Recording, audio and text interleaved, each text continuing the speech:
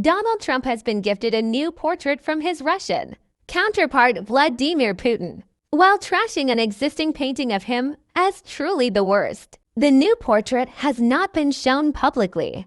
Kremlin spokesman Dmitry Peskov described it as a personal gift, adding that only Putin himself could disclose further details. Meanwhile, Trump took to Truth Social to criticize an earlier picture of him that hung in the Colorado state capitol building until it was removed on Monday. The U.S. president has paid close attention to cultivating his image and made headlines in January by unveiling an official portrait that was variously described by critics as serious or ominous. Steve Witkoff confirmed receipt of the new work from Moscow, saying he had been asked to transport it back to Washington. He described the work as a painting, a beautiful portrait by a leading Russian artist, but gave no further critique. Trump was clearly touched by it, he added. The gift was confirmed by Peskov as American and Russian negotiators again sat down for talks in Saudi Arabia